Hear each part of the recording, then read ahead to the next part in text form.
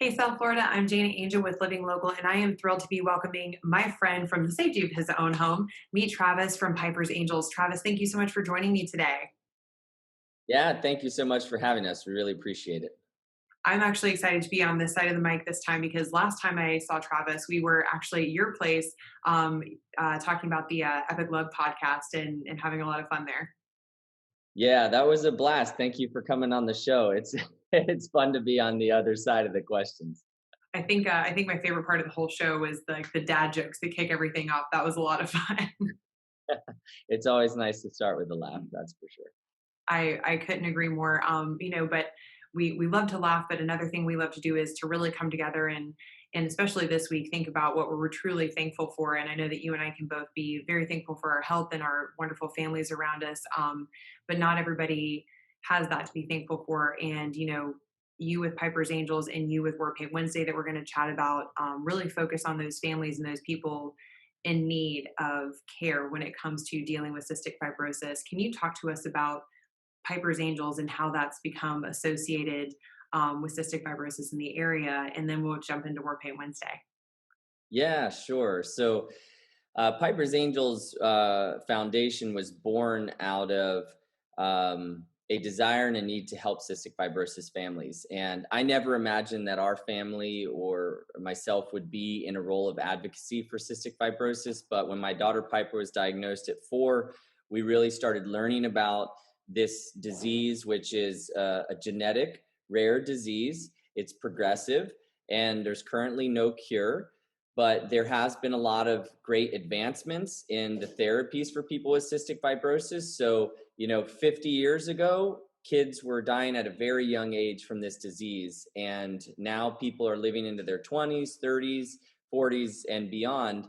And so, when you look at what's happened in the world of cystic fibrosis, it's literally gone so quickly. I mean, it's one of the greatest success stories in medical history that, something like a rare disease could go from having no treatments and having no hope to being in a completely different world and having this paradigm shift where now we have the opportunity to really empower people with cystic fibrosis to live their best life possible. And that's what we do with Piper's Angels Foundation. We're really focused on the day-to-day activities, providing innovative social services, and really looking at how we can rally the community to ignite those advocates, to bring the best out of them, and to represent their families, their friends, those who are battling this disease.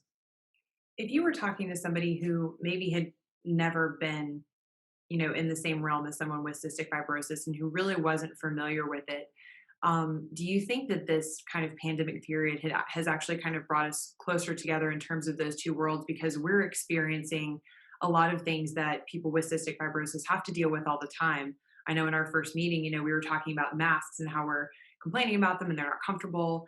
And you said, but my daughter's worn a mask her whole life, and I didn't even think about it. Do you feel like there's kind of a parallel between kind of our worlds now that we're all kind of having to experience that together?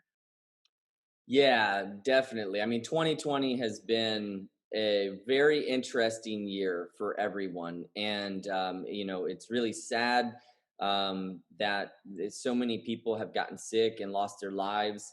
And at the same time, there have been positives that have come out of it as well. And that's one of them. I mean, you hit the nail on the head because people with cystic fibrosis are like the OG social distancers. Like they've been doing it their whole lives, and they've been wearing masks, using hand sanitizer, being super cautious and safe. They're not allowed to be around other people with cystic fibrosis because of the antibiotics and steroids they take consistently throughout their life, fighting those lung infections. They have suppressed immune systems. So, they really have to be sensitive and careful. And, you know, their lifestyle didn't change much with COVID. It's just that this is a new threat and it's a dangerous one. And so, people with cystic fibrosis are really more isolated than they've ever been. And so now more than ever, we need people just to show up, just to say, hey, we are not forgetting about you, even though we're all in this together. We remember that, when COVID is gone, when we do finally get through this and past this, people with cystic fibrosis are still going to be living that life. And like you said before, their families are still going to need that support, because when you do have something like this that affects your, your family nucleus, like, it really does impact each and every member of that family, because you want to care for that person and you want to give them the best quality of life that you can. um, One thing that I really appreciate that you guys have done in terms of that quality of life is started the crossing and really brought brand ambassadors. I know that's kind of a marketing term that we use today, but you've brought these ambassadors to show your fellow warriors the fabulous life, the strong life, the fighter life that you can still lead. Can you talk to us about some of those people that you've integrated into Piper's Angels, but also, going into Warpaint Wednesday, that you've brought into that kind of that part of your family? Yeah, yeah. It's, the greatest joy that I get is being able to meet and connect with other families and parents and people with cystic fibrosis, because cystic fibrosis and these CF warriors, as they have earned the nickname of, Absolutely. they have truly inspired so many people on so many levels, and what they do in terms of the grit and the resilience they have to have in the challenges they face, in the adversity that they face. It's taught me as a human being, as a dad, as a family member, as a friend. It's taught me so much about how to live and how to appreciate the time we have, because when you've been given a diagnosis like cystic fibrosis, the clock is ticking. Now, that's a terminal disease, but we're all born terminal. We all have a ticking clock, at least in this lifetime. And so, we want to bring the most we can to it. And we've met some incredible people along the way. We've had some incredible paddlers that have come in from around the world, some, cystic fibrosis warriors who are also social influencers who have participated in our crossing event, like Ben Mudge and Sophie Grace Holmes. But we have so many people who have rallied together, and it is one of the most beautiful things to see when people do finally meet somebody with cystic fibrosis, if they've never met them, and they hear about the hospitalizations they've gone through, or the breathing treatments that they have to do every day, the pills they have to take, and just the battles they've faced. Cystic fibrosis is a hidden disease. You could look at somebody who may look totally healthy to you, but they have a double lung transplant and they have really fought through, more challenges and spent more nights in the hospital than you could ever imagine.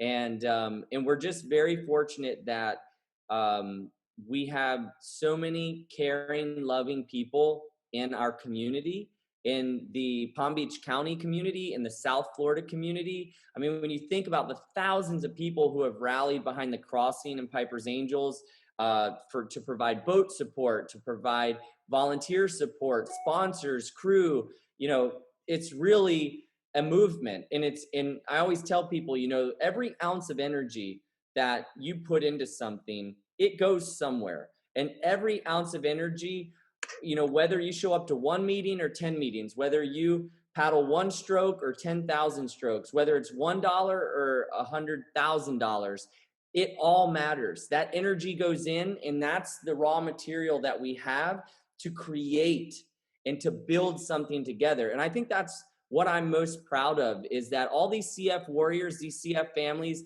these lessons we've learned from cystic fibrosis, we've been able to take that, those challenges and turn them into opportunities and gifts that we can share together. And we have, as a community, we have built something together. We've built this community of the crossing in this event where people with cystic fibrosis get to participate. We've built an organization out of the crossing, right? I mean, it's incredible that we did this together. Every person contributed, and we're learning along the way, right? I mean, we've been a startup nonprofit organization over the last few years. We've had a lot of major wins. We've hit some speed bumps along the way, for sure. But we're all learning and growing together, and I think it's something that we can all be proud of. I 100% agree with you. I know you have to be proud of your team and of your family and everything that you all have put into, to creating this environment and creating this family and kind of now this virtual family. And another step that you've taken is this initiative for Warpaint Wednesday. We couldn't have this conversation without talking about why Travis, has purple on his face today. Can you walk us through what Warpaint Wednesday is? How we can be involved. I know tomorrow we're really excited for it. We're going to see some really cool pictures, and I think we're going to see a lot of inspiration coming through social. But walk us through what War Paint Wednesday is and what it means. Yeah. So, when you think about a rare disease like cystic fibrosis, what you have to realize is genetically, it affects people in countries around the world and not just the US. And Mhm. so, as we've learned about the CF community and we were looking at the landscape of what's going on and seeing how this paradigm shift is taking place and wanting to empower people, and really ignite that advocate and unleash that inner warrior mentality. We wanted to be able to share that. And so, with the online communities around the world and with the social sharing that goes on and the success of campaigns like Giving Tuesday, we thought, hey, why not create a global day of activism and awareness and giving for the cystic fibrosis community? And so that's what we set out to do last year. And last year it was kind of a minimum viable test. And, you know, throughout history, people have worn paint on their bodies, to symbolize three things. Number one, to derive a sense of strength. Number two, to promote unity. And number three, to fight for what's most important. And those are things we do every day in advocacy as a grassroots organization. And so it was like, hey, just like if, people, when they go to a football game, they put on their paint, those are the most passionate fans. We decided to use paint as a way to make it easy for somebody, a 2-year-old all the way up to an 80-year-old, to get together, to just put on the paint and post and share and say, I'm representing my CF warrior in the fight, or I am a CF warrior and I'm representing my community. And in 2 years it's really taken off and grown, and it's amazing to see how the CF community has rallied together. We have gotten introduced to organizations we didn't even know existed. We have over 15 cystic fibrosis grassroots nonprofits participating this year. We have multiple countries participating. We've had an international content contest. We've had all this really cool photos and videos that people have been creating that's really inspiring, and they're collaborating with people with cystic fibrosis. So, we're just getting started, and we're really excited just to celebrate these cystic fibrosis warriors. And we didn't call, they were being called warriors long before Piper's Angels came along. What I really want to touch on and say is, we think about cystic fibrosis in the context of now. I think about my daughter Piper and what she's going through, and how I want to empower her. I think about all my friends and family and the people and the parents that I know. But what we can't forget, and what I really want people to understand, is that people have had cystic fibrosis for thousands of years. And those infants, when they were born, those 2-year-olds that couldn't breathe, they passed. And those people, those families, those parents lost their children.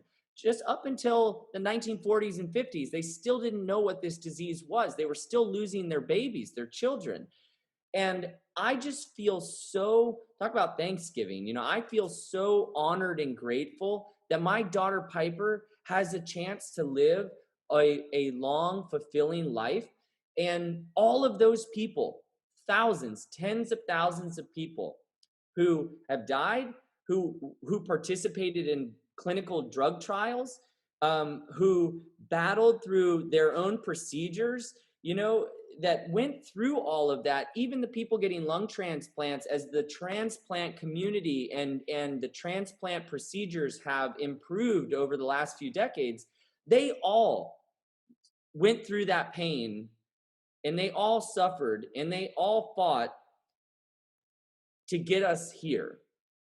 And now we have this amazing opportunity as a global community to recognize and to honor those people who came before us, to honor and recognize the people who are still fighting today and fighting hard to live their best life possible, and some just fighting just to have a good day, to breathe, to stay out of the hospital, and to honor the future of the fact that we're almost at a place in history where cystic fibrosis in a decade or two might not even exist. That's what we It may want. just, In 10 years, I right, want to have to interview you about something else because it we would be don't have anything amazing, else to right? talk We're about. like, so Enough. why not take the time to celebrate where we're at and celebrate who these people are and where we've gotten to. I just think it's incredible, and I feel really honored that to be in a role of advocacy to put cystic fibrosis into the conversation of the cultural narrative, to put it on center stage for at least one day a year, to showcase these people and what they've fought through to inspire us. Well, Travis, I know that we're so proud of you as a community. I know Piper has to be so proud to have her dad be so far on her side and fighting for her and her friends and their families. So I'm certainly proud to know you and so happy to host you. Tell us what we can do tomorrow to make sure that we are shouting for the rooftops, that we recognize everyone who has put time, effort, and love and energy into this endeavor. We want to make sure we support them. How can we do it? That's a great question, and thank you for asking. So you can go to warpaintwednesday.com to learn more about cystic fibrosis. You could order war paint, maybe not for this year, for next year. You can see what is going on with our international content contest. You can follow us on Instagram at Warpaint Wednesday Official. But and we also have an Instagram filter this year. So if you're late in the game and you don't have the paint to put on, you should go to CF Warrior Paint on Instagram, and there's a filter that you can grab and you can snapshot and just post, tag, and share. I mean, that's the easiest thing we can do for people, is just to show up, just to represent. Just, a spark of advocacy can light a wildfire of change. And so let's do that together. And also, what I would say is, don't be afraid to just find somebody with cystic fibrosis that you don't know and just message them and say, thank you for your inspiration. Hey, maybe we could get on the phone and chat. I'd love to hear about your story. Talk to somebody with cystic fibrosis. Find out what they've been through. Learn about who they are, because I promise you, they will become a lifelong friend, and they will become somebody in your life that you will be proud that they're in your corner and you're in theirs. Beautifully said, Travis. I couldn't have done it any better myself. This is what works out so great when you have two hosts on a call. Makes it super easy. Travis, thank you so much for sharing and for informing us all about Warpaint Wednesday. We can't wait to share with everybody. I know that I've got my war paint. It's right behind me. I'm ready to go. And so I'll make sure that I'm posting and sharing, and we'll make sure that our Living Local community shares as well. So, Travis, thank you so much for living local today. We're so proud to know you. Thank you very much, and I really appreciate it. And I hope you have a wonderful Thanksgiving and holiday season here. And my love to everyone out there, and thank you for doing what you do and sharing your love with the world, because it is inspiring. Thank you. Well, we love you guys out there, South Florida. Happy Thanksgiving to everybody, and join us for Warpaint Wednesday.